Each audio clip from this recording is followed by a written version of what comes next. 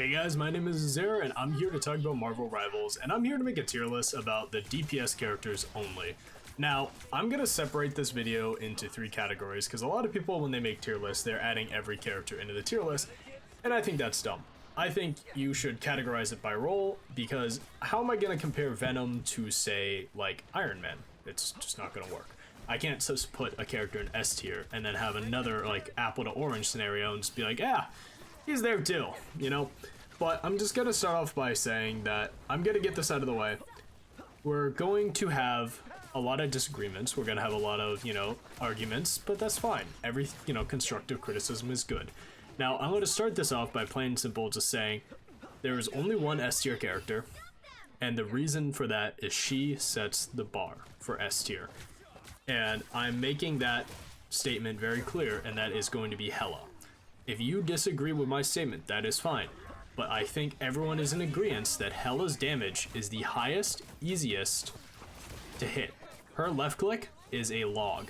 It does stupid damage. It is very strong. She has good escape ability. Her ultimate's pretty good for getting people off cart, and she has a CC ability. That alone puts her in S tier, and no one comes close to her. So because of that, I'm just gonna get it out of the way. She's S tier, and if anyone else thinks any other character should be an S tier, then Hela's S+. So that's the only thing I'm gonna get out of the way. I'm gonna set a bar. And with that bar, we're gonna judge every other character. So, going down the line, the next character, if we just go on the main menu Heroes tab, would be Punisher. And he is also a really good character, in my opinion, to set a bar for. Because Punisher is very good at what he does, and that is basically poking, and then when he gets close, nuking. He is a very strong character. His long range poke with his rifle is pretty good, does good damage, good ult charge, and it can be used to wipe out like Iron Man. It can be used to poke at magics who are trying to, brawl in the middle and you don't want to get close. And then his shotgun, say if Spider-Man's diving your backline, a Black Panther's running in, or even a tank dives you, you can just shotgun them into oblivion, or you can use turret mode. He has a really strong ult. His zipline is a little finicky, it's not bad, and his right click smoke, I'll be honest, it's mid. It depends who you're fighting. Some characters, they won't care, like Magic and Spider-Man, they're just gonna dive it. Black Panther might have a little issues, Hela might have issues, but other than that, everyone else is just gonna look at it and be like, I'm going through it. But because of that, I want to put Punisher in A tier, and I think he is a solid A tier character. He has really good damage, really good poke, he does everything, pretty well. He's not OP in the idea that Hela's damage is, but he's still, a good flex character. Alright, moving on. We have Storm. So, I haven't played much Storm. I've watched a lot of gameplay. I know Shroud plays Storm a lot. So what do I think about Storm? Storm has probably one of the better ultimates right now, where if it's a payload and you're defending and it's OT, no one's touching that card. They will die. Plain and simple. You're basically the ultimate ult for getting people off an objective, and it's really strong. She has a really nice supporting ability, and she has decent range. She flies. She's not bad. I don't think I could put her in any, where would I put her? She's either A or B. My mentality of Storm isn't bad. She's a very consistent character, and that goes with Punisher and Hela as well. I'm going to be putting a lot of people also based on consistency, so because of that, I want to say Storm, as of this moment, is probably B tier. I don't think she has as much consistency as Punisher, where her damage is, providing that much. Her ultimate's really good. Her maneuverability is good, but it isn't as good as the others. But we can disagree, that's okay. Alright, now for my controversial take. Black Panther. Man, I know there's good ones out there, like good Black Panther mains, but man, are you guys rare. I have yet to see one. I'm currently gold 3 in this game, and top 500's gold 2, gold 1.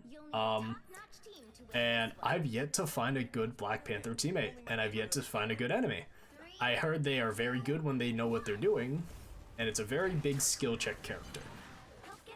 But I'm gonna say it. Comparing Black Panther to another, backline flanking character, he's in C, if not D tier, because in my opinion, Black Panther needs magic. If you have that combo, yes, Black Panther is good. You can jump to B tier. But I'm judging a character solely off of themselves, and because of that, Black Panther, you're going down to C for now. I might even drop it to D. We'll see who else I put in C tier. He is a very close range fighter. His ultimate's mid. His Spear is mid, but it gives him some sort of range. It's not that great. Again, he needs magic for the portals to get in close and have escapability, and that's kind of it. He has nothing really going for him that I know of. I know his combos can be really good, but I'm also saying this because I am a Spider-Man main, and I'm just gonna say it, when it comes to flanking combo characters, Spider-Man's infinitely better. And anybody who disagrees with that is a little crazy in my eyes. But we can agree to disagree. Alright, so now I'm talking about magic, because magic, like Black Panther, is very CQC, but she doesn't flank as much. She is fighting with the tanks, more or less, because she gains shield, and she is very good at stalling cart, pushing cart, etc. She has high damage, gains shield on attack, very, very no range. Like, you have that one ability where you huck your sword, but that's kind of it. But she has portals to get in close range. So I think magic, especially she also has that dash ability, is definitely better than Black Panther. And because of that, I'm going to put her in B tier. But because of her lack of range and inability to fight Iron Man, Hela, Storm, Star-Lord, Scarlet Witch, that's where she kind of falls off. Spider-Man, she can bully if she can get close to him, but Spider-Man can zip away. She'll bully Punisher, she'll bully Namor, but that's kind of it. So because of that, I want to put her in B, but just know I do think she is a very, very strong character. Just very inhibited by her lack of range. Alright, Iron Man. This is another reliable character whose big thing is poke, right? He's up in the air, he's shooting his left clicks, he can then, if anyone gets close like a Spider-Man, he can full right click them, and depending on the skill of the Spider-Man, will either get him or get killed by Spider-Man. But I don't think he's that good. I think he's more like a mosquito in the air that you just want to swat. That's kind of how I see Iron Man. He can do a lot of damage if he's uncontested, but Punisher, Star-Lord, Hela, Spider-Man if they're good enough, and kind of Scarlet Witch, Namor if they're good enough. A lot of people kind of counter him, and he's very slow. Unlike Storm, who moves a lot faster, Iron Man doesn't. Iron Man's kind of just there, you know? And it's like, he just gets beaten up a lot. I have a billion gameplay footage of me just on Spider-Man, just left click, you know, grapple up, kick, uppercut, left click once, dead. So in my opinion, I'm gonna put Iron Man in C tier as well. I don't think he's that good. I actually really don't think Iron Man's that good. I think he's overhyped. He's a very easy character, very consistent, but he's nothing consistently overpowered. So because of that, I'm gonna put him in C.